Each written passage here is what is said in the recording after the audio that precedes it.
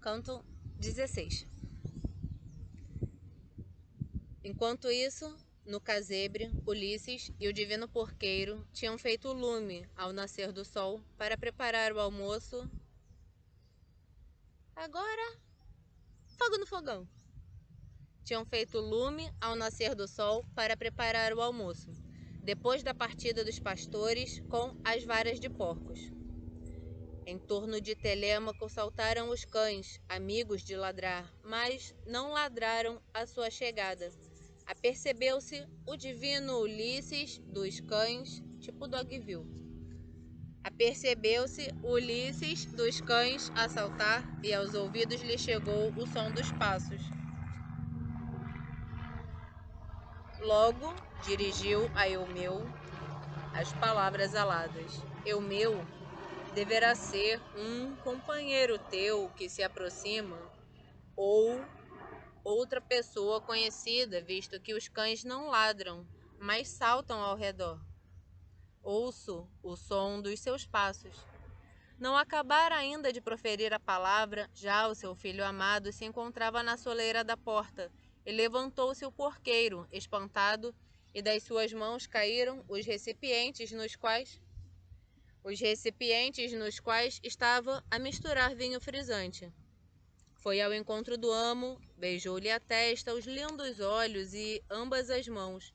Dos olhos vertia lágrimas abundantes, como um pai que afetuosamente abraça o filho chegado de terra estrangeira após uma ausência de 10 anos, filho único, querido, que muitas preocupações lhe dera. Assim, o divino porqueiro abraçou Telêmaco, semelhante aos deuses, beijando-o repetidamente, como alguém que a morte escapara.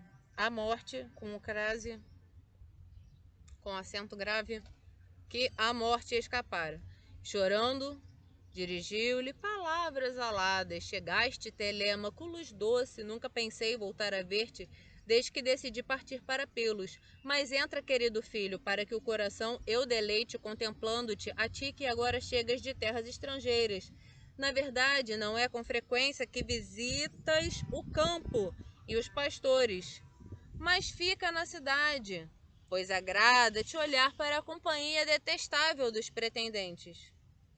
A ele deu resposta o prudente Telêmaco: assim será, ó paizinho, foi por tua causa que aqui vim, para te ver com os meus olhos e para ouvir da tua boca, se no palácio permanece ainda a minha mãe, ou se já outro homem a desposou, pelo que a cama de Ulisses, por falta de quem lá durma, está repleta de teias de aranha. Respondeu-lhe então o porqueiro, condutor de homens: não duvides, ela permanece de coração dolorido. Não duvides, ela permanece de coração dolorido no teu palácio. E desesperadas se desgastam as noites, mas também os dias, enquanto chora. Assim falando, recebeu dele a bronze a lança. Telêmaco entrou, transpondo a soleira de pedra. À sua entrada, do assento se levantou o pai, Ulisses. Mas Telêmaco, do outro lado, refreou-os e disse: fica sentado, estrangeiro, sentar-nos-emos noutro assento aqui no casebre, temos aqui quem no-la dará. Assim falou, e Ulisses, recuando, voltou a sentar-se. Para Telêmaco, tinha já o porqueiro espalhado caruma verde e colocado por cima um velo. Aí se sentou em seguida o querido filho de Ulisses. À sua frente, o porqueiro pôs um prato com as carnes que tinham ficado da refeição anterior. E colocando rapidamente o pão em cestos, misturou o vinho doce numa taça cinzelada com era. Depois foi sentar-se defronte do divino Ulisses. Lançaram mãos às iguarias que tinham à sua frente. E quando afastaram o desejo de comida e bebida, Telêmaco dirigiu a palavra ao divino porqueiro. De onde, ó paizinho, chegou o estrangeiro? Como o trouxeram os marinheiros a Ítaca? Quem diziam eles que eram? pois não me parece que ele tenha chegado a pé. Foi então, ó porqueiro meu, que lhe deste esta resposta. A ti, filho, direi tudo com verdade e sem rodeios. Declara ele ser originário da ampla Creta, e diz ter vagueado em grandes errâncias pelas cidades dos mortais, pois um Deus assim lhe fiou este destino. Agora, danal de certos tesprócios, até aqui fugiu para o meu casebre. Ponho-o nas tuas mãos, como o entenderes, pois ele declara-se teu suplicante. A ele deu resposta o prudente Telêmaco: meu, exige-me no coração a palavra que proferiste. Como poderei eu receber o estrangeiro na minha casa? Sou jovem e não posso ainda confiar nas minhas mãos para me defenderem de alguém que inicie uma altercação. Minha mãe tem no espírito o coração dividido. Não sabe se há de ficar comigo a tomar conta da casa, venerando o leito do marido e a opinião do povo, ou se deve seguir para o mais nobre dos aqueus, que no palácio a corteja e lhe oferece os melhores presentes. Mas, no que toca a este estrangeiro, uma vez que aqui veio ter, dar-lhe-ei capa e túnica, belas vestimentas, assim como uma espada de 2 gumes e sandálias para os pés. Providenciarei o transporte? Ah, menina. Se tem uma coisa que a mulher sabe fazer, é perceber quanto que o negócio está explanado, viu? Olha. No caso de um casamento, providenciarei o transporte para onde o seu coração queira ir, mas se quiseres, fica com ele aqui no casebre e trata dele. Mandarei roupas. Ai, caralho, pera aí rapidinho, que é aquela hora que as 2 barcas passam. Ai, nem eu aguento. Cadê? Daqui eu sempre acho que quase se tromba. Eu não tenho concentração para ler nessa hora. Nem essa louca. Calma aí. Foi. Providenciarei o transporte para onde o seu coração queira ir, mas se quiseres, fica com ele aqui no casebre e trata dele. Mandarei roupas e a comida para que não constitua a tua ruína e a de teus companheiros, mas não permitirei que venha ao palácio para se imiscuir entre os pretendentes por causa da sua vergonhosa insolência. Receio que façam troça dele. Isso para mim seria penoso. E difícil mesmo para um homem corajoso conseguir algumas coisas no meio de muitos, quando eles são os mais fortes. Falou-lhe então o sofredor e divino Ulisses: Amigo, pois é lícito que eu dê a minha resposta. Ao ouvir-te, sinto qualquer coisa a devorar meu coração. Tais são as vergonhas que, segundo dizeis, os pretendentes praticam no palácio à tua revelia, sem mesmo pela pessoa que és. Diz-me se te deixas subjugar de bom grado, ou se és detestado pelo povo por terem ouvido o oráculo de um Deus, ou se censuras alguma coisa aos teus irmãos, em cuja defesa um homem confia, mesmo que tenha surgido um grande conflito. Quem me dera ser tão jovem quanto os meus sentimentos, ou então ser filho de Ulisses, ou até o próprio Ulisses.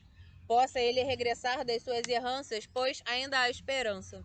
Que imediatamente um estranho me cortasse a cabeça se eu não me tornasse o flagelo desses homens entrando pelo palácio de Ulisses, filho de Laertes.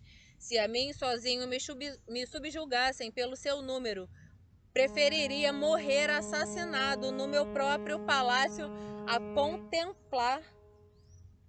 Preferiria morrer assassinado no meu próprio palácio a contemplar atos tão vergonhosos, como hóspedes a serem maltratados, mulheres servas a serem arrastadas com descaramento pelo belo palácio, vinho a ser desperdiçado e pão a ser devorado, sem mais nem menos.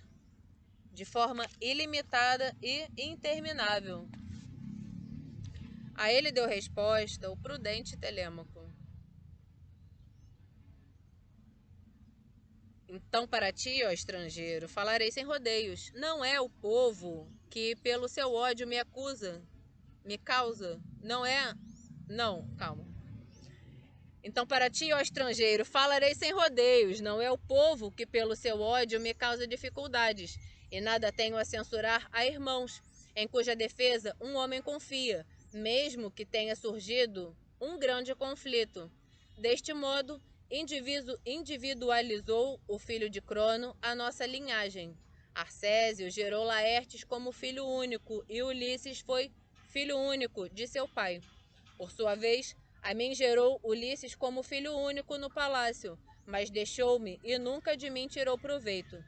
É por isso que agora estão inimigos incontáveis em minha casa, todos os príncipes que regem as ilhas do Líquio, Same e a frondosa Jacinto, e todos quantos detêm poderio em Ítaca Rochosa. Todos esses fazem a corte à minha mãe e me devastam a casa. E rapidamente serei eu quem levarão à ruína. Mas tais coisas descansam sobre os joelhos dos deuses. Paizinho, vai agora rapidamente e diz à fiel Penélope, que estou salvo e que cheguei bem a Pilos. Da minha parte, meu Deus, pessoa se salva porque separou, aí depois vai lá para quê? Eu não entendo. O divórcio é uma lei que é divina. O divórcio ele só acontece com a permissão de Deus. Uma vez divorciado, significa que você está biblicamente livre dos problemas de uma mulher. Então, se você não está comendo essa mulher, é burrice você ir lá recolher problema dela. Tá te fazendo de idiota, de otário, debaixo das vistas de Deus. Isso é perder o livre-arbítrio. Por exemplo, obviamente, caralho, se o casal é amigo, tipo, a ponto de a ex-mulher casou com um cara na gringa e aí precisa de um divórcio, perceba, né? Uma questão, a questão de bom senso, né? Alô mundo chamando. No caso de uma mulher que não tem nem útero, é perder, assim, é abrir mão do livre-arbítrio, mesmo que você tenha concedido o livre-arbítrio para o maior influencer internacional. Isso é, por exemplo, perder o seu livre-arbítrio, certo? É a piroca voadora aqui que tá passando um amigo. Paizinho, não, a Penélope tá fiando e desfiando a mortalha do Laertes, que tá lá o velho vivo, e a Penélope fiando e desfiando esse caralho dessa mortalha. Paizinho, vai agora rapidamente e diz a fiel Penélope que estou salvo e que cheguei bem de Pilos. Da minha parte ficarei aqui e tu regressa em seguida, depois de ter lhes dado a notícia. Mas só a ela, que mais ninguém saiba, pois muitos dos aqueus querem te fazer mal. Foi então, ó perqueiro meu, que lhe deste esta resposta. Compreendo o alcance do que dizes, falas a bom entendedor. Mas agora diz-me tu, com verdades e sem rodeios, se devereis fazer percurso idêntico para dar a notícia ao pobre Laertes, que durante um tempo, embora lamentando Ulisses, ainda se dedicava à lavoura e, juntamente com os seus servos, comia e bebia em casa, quando assim lhe aprazia. Porém, desde o dia em que foste na tua nau para Pilos, diz-se que com ele já não come nem bebe como antes, nem se interessa pelos campos, mas com prantos e lamentos está sentado a chorar, enquanto a carne desaparece dos seus ossos. A ele deu resposta o prudente Telêmaco: é mais doloroso, mas, apesar disso, deixá-lo-emos, a despeito da nossa preocupação. Se fosse possível aos mortais escolher tudo, primeiro escolheríamos o regresso de meu pai. Não, tu deverás dar o recado e voltar logo em seguida. Não andes a vaguear pelos campos em busca de Laertes. Diz antes a minha mãe que mande uma serva, a governanta, rapidamente e em segredo. Ela levará a notícia ao ancião. Assim disse e incitou o porqueiro a partir. Este pegou nas sandálias com as mãos, alcançou-as e pôs-se a caminho da cidade. Não passou despercebido a Atena, que Eumeu se afastara do casebre, pois logo se aproximou, assemelhando-se no corpo a uma mulher bela e alta, conhecedora de gloriosos trabalhos. Colocou-se de pé à entrada do casebre, visível apenas para Ulisses. Mas Telêmaco não a viu, nem se apercebeu da sua presença, porque não é a todos que os deuses aparecem com evidência, mas viu-a Ulisses e viram-na os cães, que sem ladrar se retiraram a ganir amedrontados para o outro lado da propriedade. A deusa deu-lhe sinal com o sobrolho. O divino Ulisses percebeu e saiu da sala. Foi até o grande muro do recinto e colocou-se junto dela. A ela falou em seguida Atena.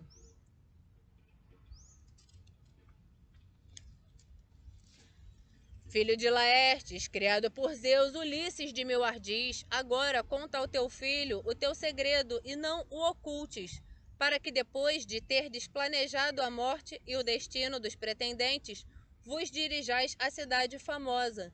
Não estarei longe de ti, pois da minha parte estou preparada para a refrega.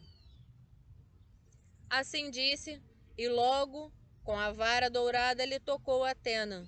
Primeiro vestiu-lhe peito com uma capa e uma túnica bem lavada, aumentou-lhe a estatura e restituiu-lhe a juventude.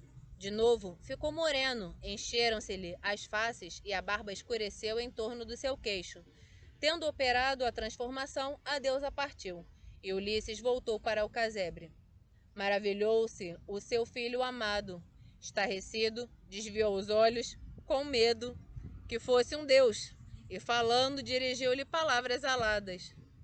Muito diferente, ó estrangeiro, me pareces tu agora. As roupas que vestes são outras. Outra é a tua pele. Na verdade, és um dos deuses que o vasto céu detém.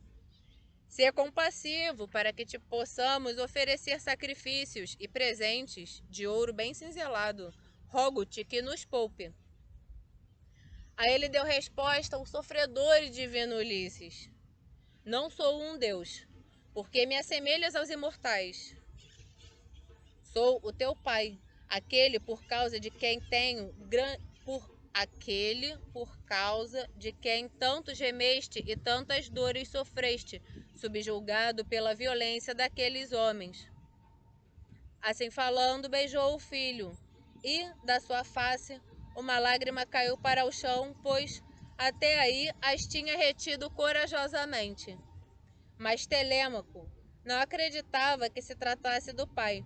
Voltou a tomar a palavra e, respondendo-lhe assim, disse: Tu não é Ulisses, o meu pai.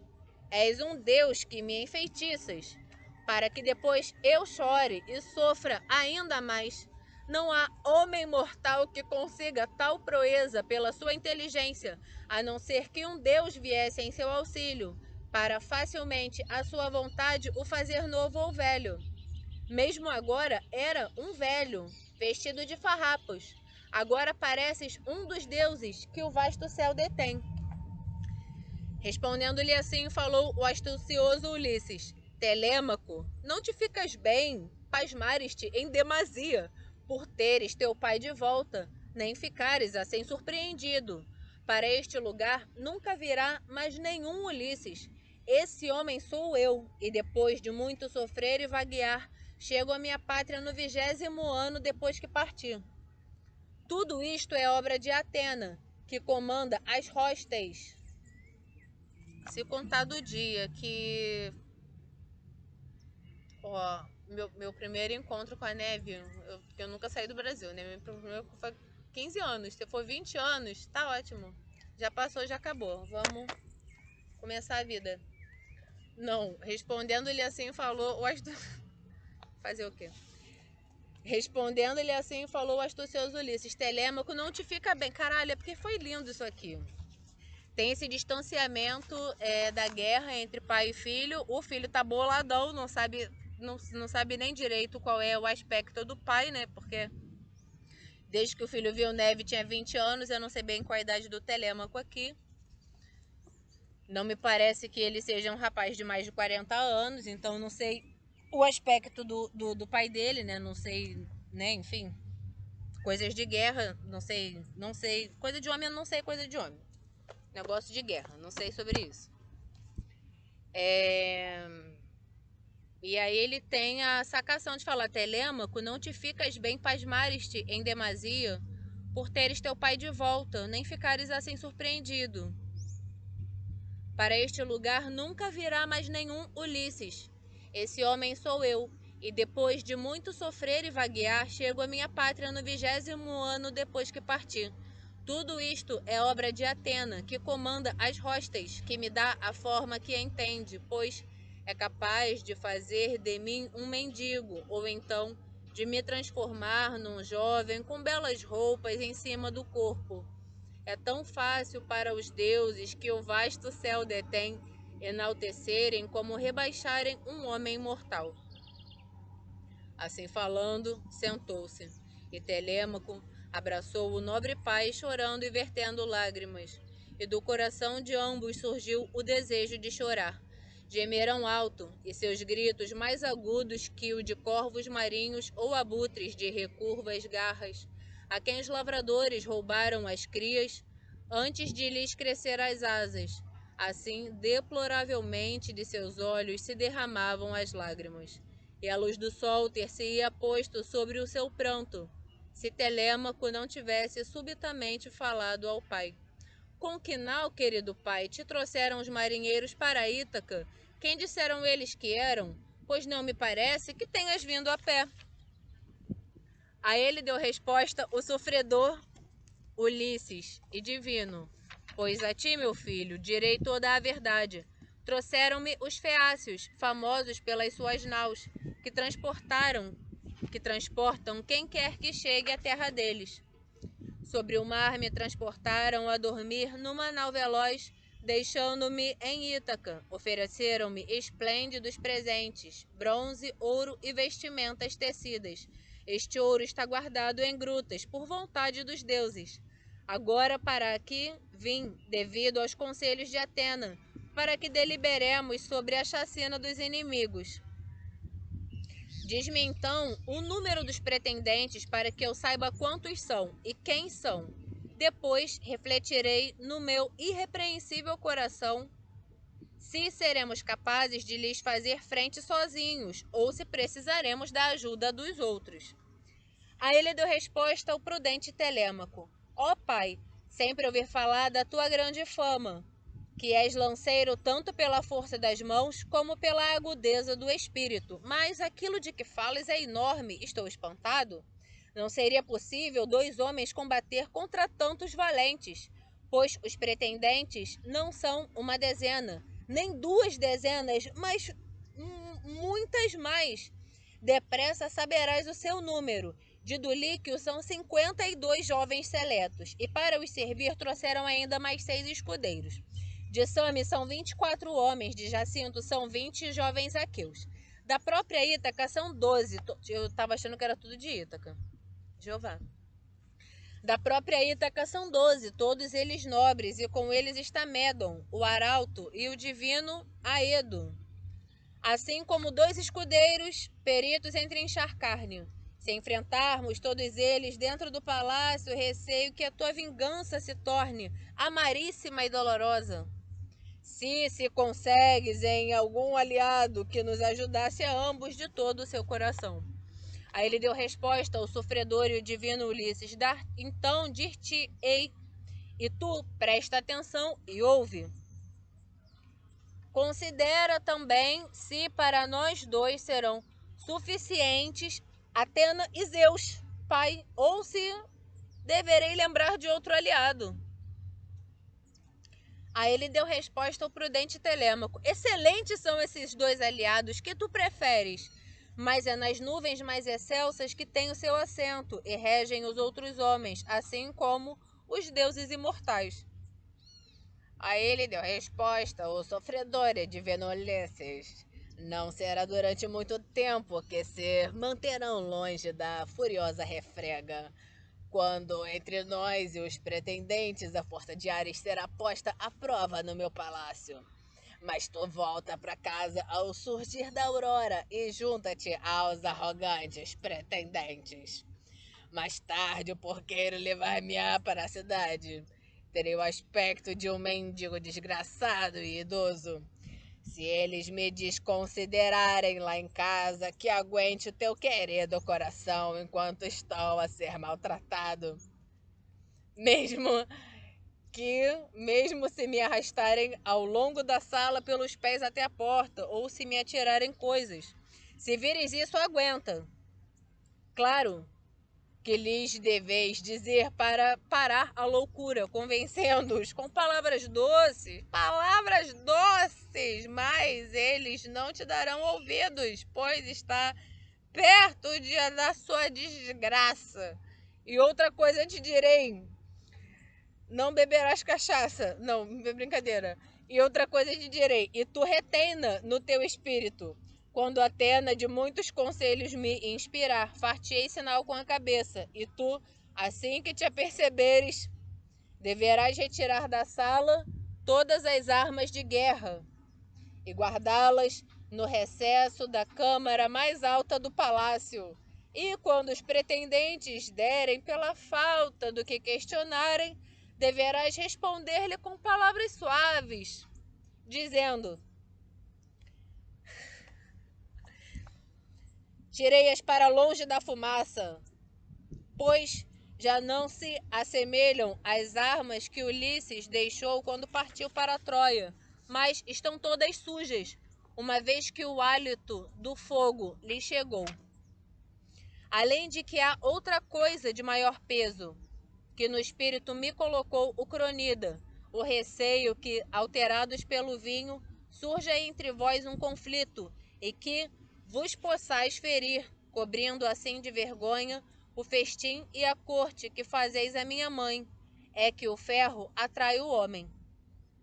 Mas para nós dois deixa 2 espadas e 2 lanças, e 2 escudos de pele de boi para segurarmos, de modo que possamos lançar-nos a eles para os agarrar.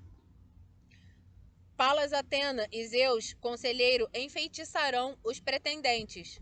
E outra coisa te direi, e tu retena no teu espírito.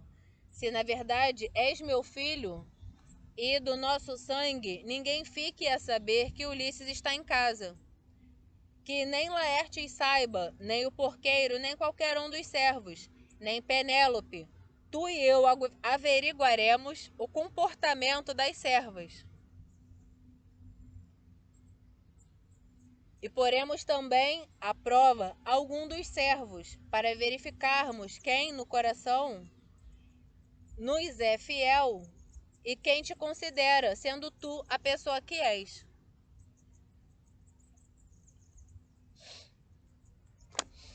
Uma coisa é testar, para ver se a pessoa é fiel no coração. O Ulisses acabou de testar o Telêmaco. Ele se travestiu como mendigo e perguntou: Telêmaco, quem é teu pai? Outra coisa é quando a pessoa muda o curso dos acontecimentos mesmo. E aí a pessoa está perscrutando a realidade. A perscrutação da realidade nem sempre é lícita. E quando ela acontece sem a permissão divina,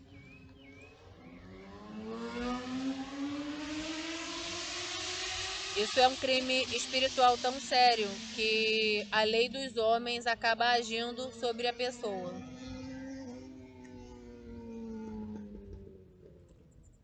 Certo? Respondendo-lhe assim, falou o Filho glorioso: Pai, penso que no futuro ficarás a conhecer o meu coração, não verás debilidades a quem possa ser sujeito. Mas não penso que este plano será proveitoso para nós dois. Peço-te, pois, que reflitas. Demoradamente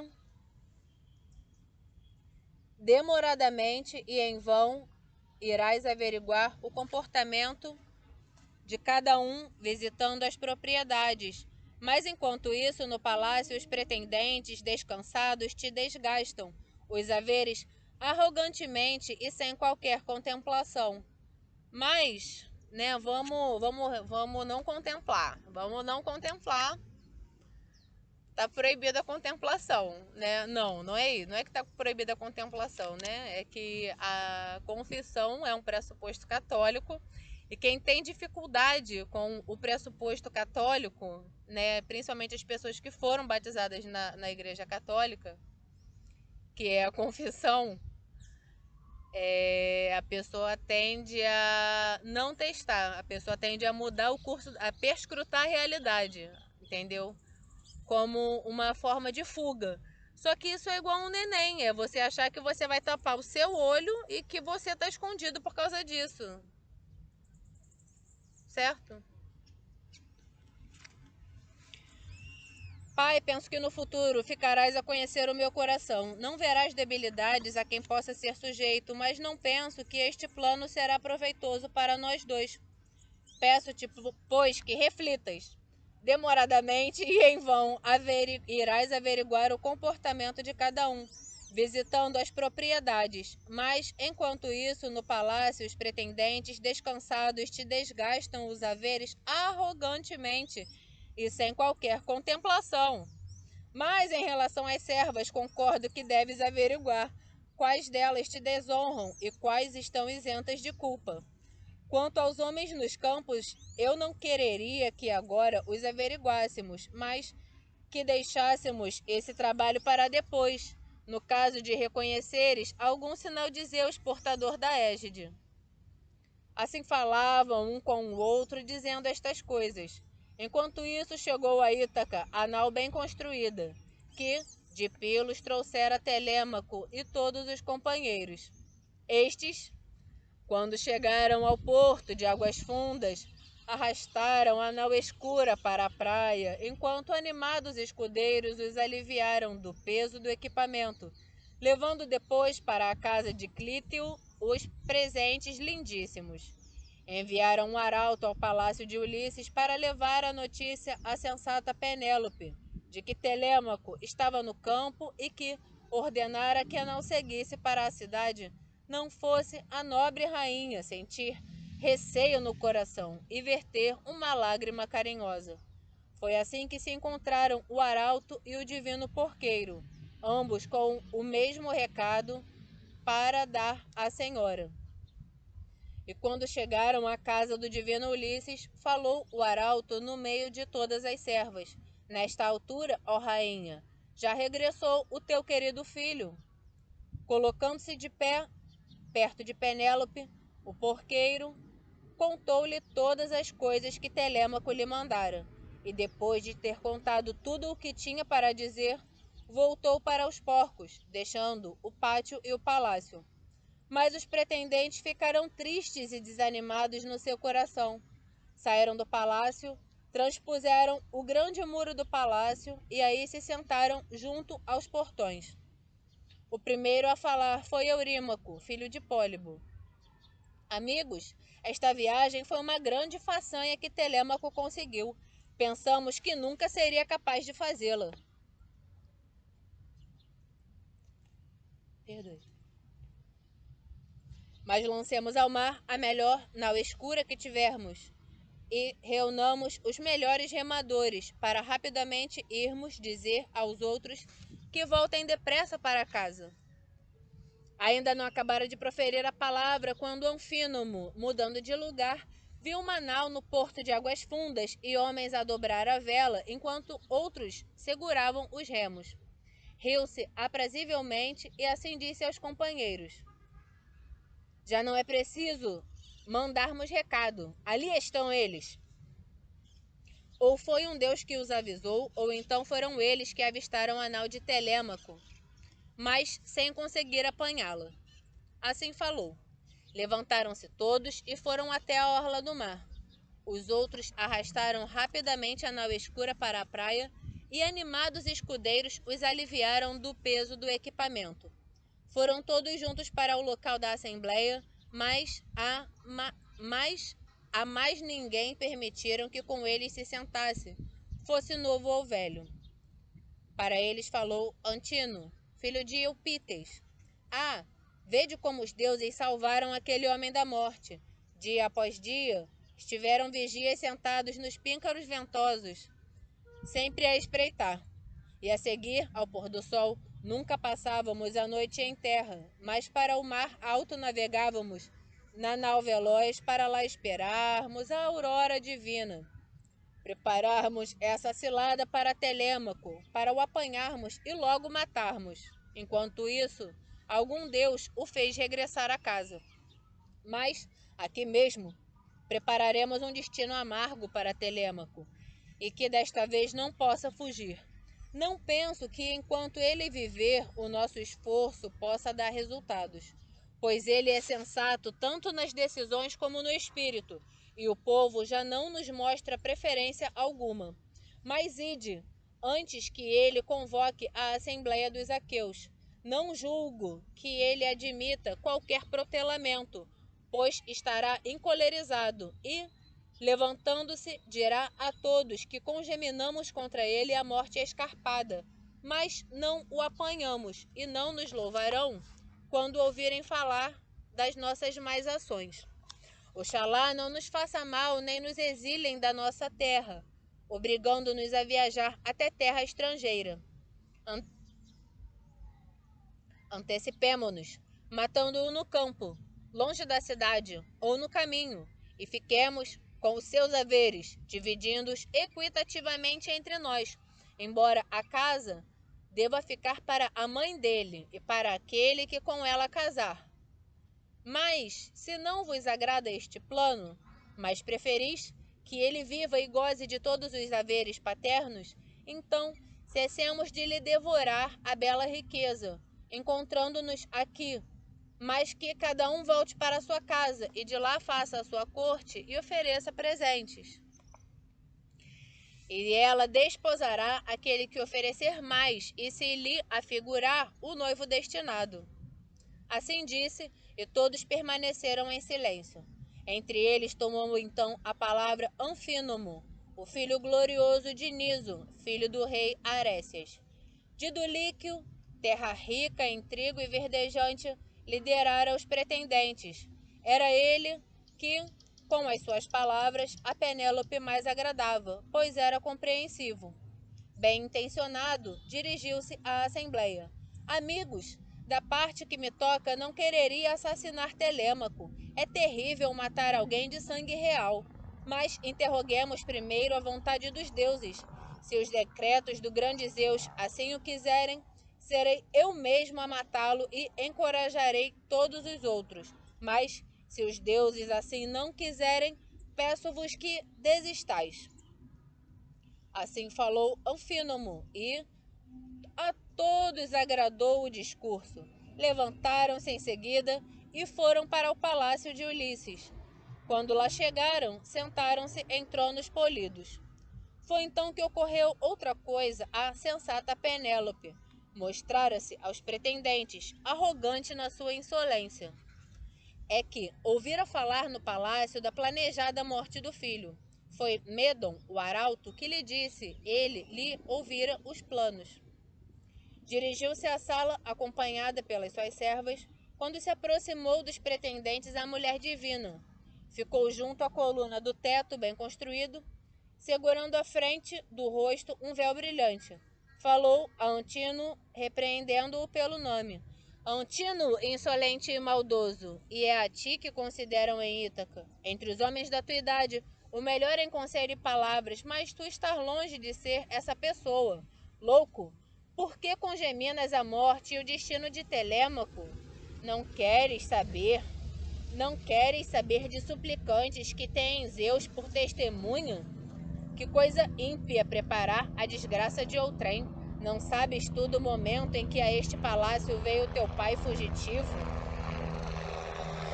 aterrorizado, com medo do povo? Muito irado estavam, porque ele se associara a piratas táfios e prejudicara os Tesprócios, que eram nossos aliados. Queriam matar o teu pai e arrancar-lhe o coração, para depois arrasarem toda a sua grande propriedade. Mas Ulisses impediu isso, retendo-os, embora estivessem fora de si. É agora a casa de Ulisses que destróis, fazendo corte à mulher e planejando a morte do filho. A mim trazes grande sofrimento, mas ordeno-te que cesses e digas aos outros que façam o mesmo. A ela deu resposta Eurímaco, filho de Polibo: filho de Icário, sensata Penélope, anima-te. Não deixes que tais coisas te preocupem. Não vive, viverá ou nascerá sequer esse homem que deite as mãos a Telêmaco, o teu filho, enquanto eu for vivo e contemplar a luz da terra. Assim te falarei e assim que acontecerá. Depressa se derramará o negro sangue desse homem, devido à minha lança, visto que Ulisses, saqueador de cidades, me sentou muitas vezes ao colo, me deu carne assada para as mãos e levou à minha boca o rubro vinho. Por isso Telêmaco é para mim o mais caro de todos os homens, e a ele digo que não receie a morte, pelo menos da parte dos pretendentes. A dos deuses é que ninguém pode escapar. Assim falou, para animar, embora planejasse ele próprio a morte de Telêmaco.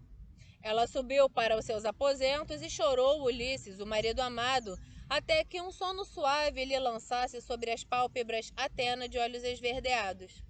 Ao fim da tarde voltou o porqueiro para junto de Ulisses e Telêmaco, que estavam ocupados a preparar a ceia, tendo sacrificado um porco de 1 ano de idade. Mas aproximou-se Atena e, com a vara, tocou em Ulisses, filho de Laertes, e de novo o transformou num velho, pondo-lhe no corpo vestes esfarrapadas, receando que o porqueiro o reconhecesse e a sensata Penélope fosse contar a notícia sem a reter no coração. Em primeiro lugar foi Telêmaco que lhe falou: chegaste, divino eu meu, que há de novo na cidade? Já regressaram os arrogantes pretendentes da emboscada ou estão à minha espera? Paparazzi! Ou estão à minha espera para me matar no caminho de casa? Foi então, ó porqueiro meu, que deste esta resposta: não cuidei de andar pela cidade a inquirir sobre tais coisas. O meu coração mandou-me regressar rapidamente para cá, assim que transmiti a notícia. Veio ao meu encontro o rápido mensageiro dos teus companheiros, o arauto, que foi o primeiro a dar a notícia à tua mãe. E outra coisa sei, pois via com os meus olhos. Encontrava-me já mais acima da cidade, no monte de Hermes, a caminhar, quando vi uma nau veloz a chegar ao nosso porto. Nela havia muitos homens e estava repleta de escudos e de lanças de 2 gumes. Pensei que fossem eles, mas não tive certeza. Assim falou e sorriu a força sagrada de Telêmaco, olhando com os olhos na direção do pai, mas evitou o olhar do porqueiro. Quando puseram termo ao esforço de preparar o jantar, comeram e nada lhes faltou naquele festim compartilhado. Depois que afastaram o desejo de comida e bebida, pensaram em descansar e acolheram o dom do sono. Fim do canto 16.